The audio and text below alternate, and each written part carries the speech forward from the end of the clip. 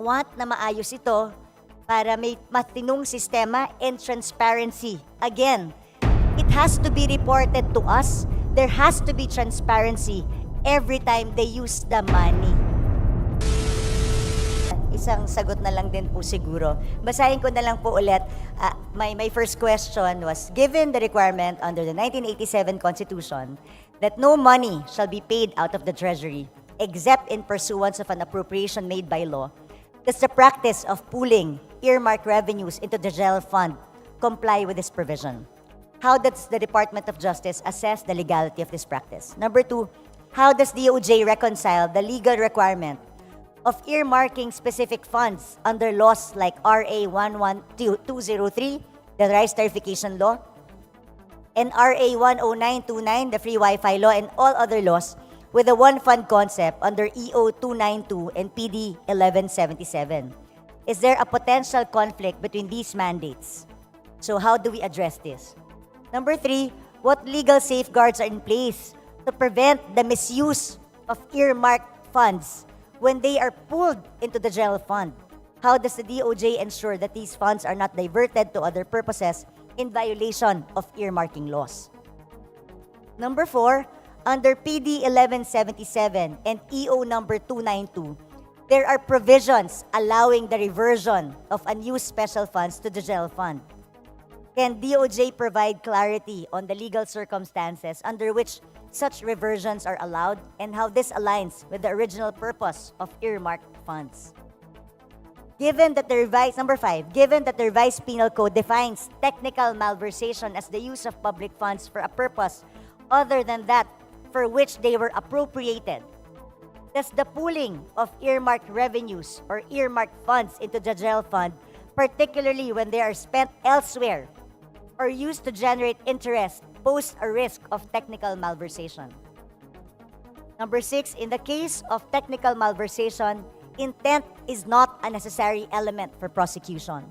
Does the Secretary or does DOJ believe that the sponsor believe that the current practice of pooling earmarked funds could unintentionally lead to legal liability for public officers, even if no malice is intended? How can this be prevented? Number 7, the Supreme Court in the Lagman versus Ochoa case declared the reallocation of funds under the Disbursement Acceleration Program or DAP unconstitutional, particularly because funds were used for purpose not explicitly authorized by Congress. How does the DOJ view the current practice of pooling earmarked revenues in light of this ruling? Are there risks of a similar constitutional violation?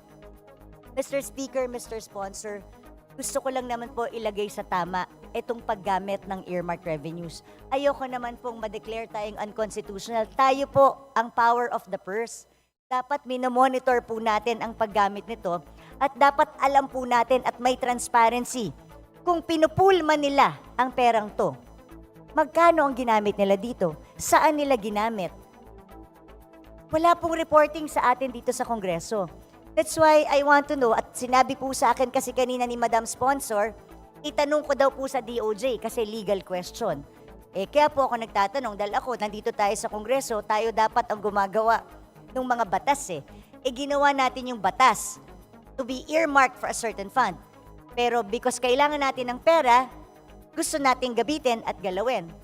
Ang tanong kasi, ano ba ang legal basis kung pwede ba natin talagang gamitin itong pondong naka-earmark para sa isang bagay? Yung cash. Mr. Speaker, Mr. Sponsor. Mr. Speaker, distinguished colleague, we regret that we cannot answer the question of the Honorable Herrera because this would amount to giving advisory opinion.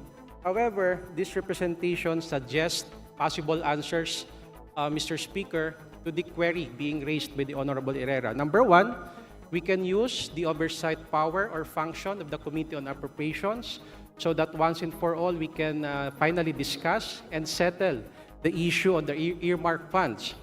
Number 2, remedial legislation, Mr. Speaker, wherein we can propose amendments on the particular presidential decree, especially on the use of the earmark funds. And number 3, If possible, we can indicate in the general appropriations if special provisions, especially with respect to the transparency in using this particular fund, Mr. Speaker, distinguished colleague. Majority Leader. Mr. Speaker. Mr. Speaker, precisely, Mr. Speaker, talaga pong humihingi po ako sa Committee on Appropriations, baka dapat bago po natin ipasa itong batas na ito, itong General Appropriations Act, once and for all, let us settle the issue of earmarked revenues. Year in, year out, iba-iba po ang sagot sa atin ng DBCC. Last year, sinabi, hindi ginagamit yung pera. The other year, sinasabi, naka-intact siya. Then all of a sudden, this year, ginagamit na yung pera. Dati, sinasabi, hindi siya nag-earn ng interest. The following year, nag-earn ng interest. Tapos bigla ngayon, nawawala na naman yung pera, hindi ginagamit. At iba-iba yung sagot. So, but at least one thing is now clear. They said that they are using the money for habang siya ay hindi ginagamit for the purpose it was intended. Kaya, Mr. Speaker, ayaw naman po natin na ma-question tayo sa Supreme Court. Tayo po ang may power of the purse dito. Ayoko rin naman na yung pera, hindi natin alam kung kailan hiniram at saan ginamit nung hiniram. At paano po ang pananagutan kung hindi na kayang ibalik?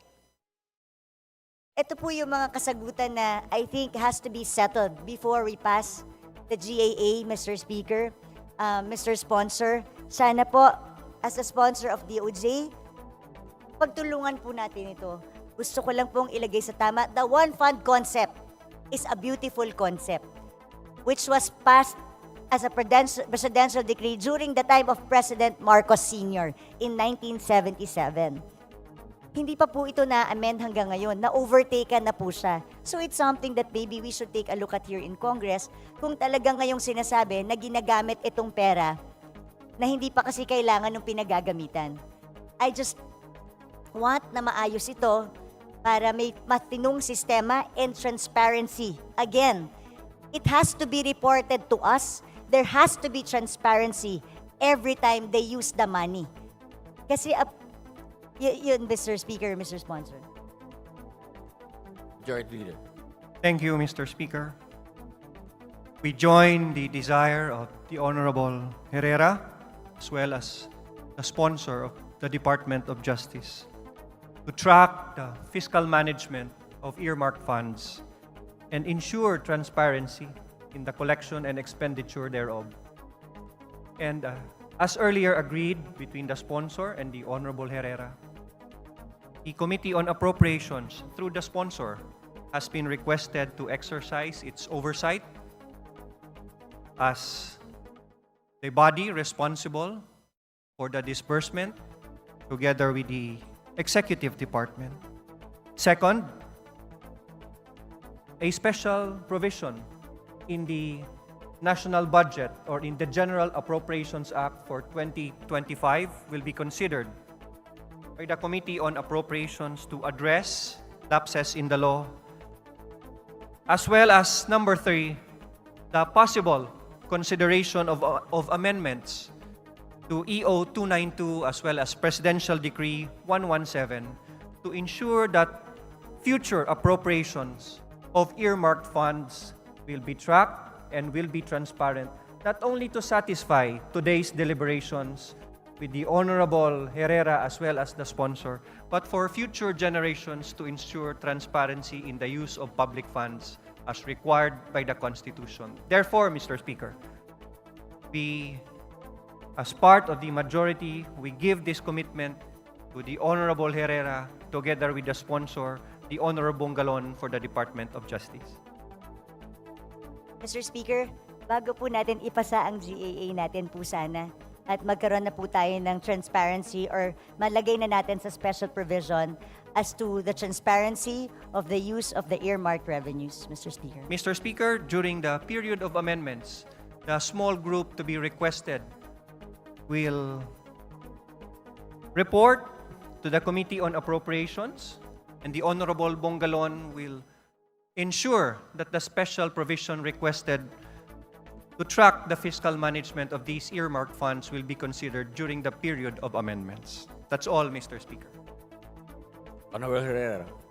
Mr. Speaker, and of course, yung mapag-usapan din po natin during the oversight before we pass the budget.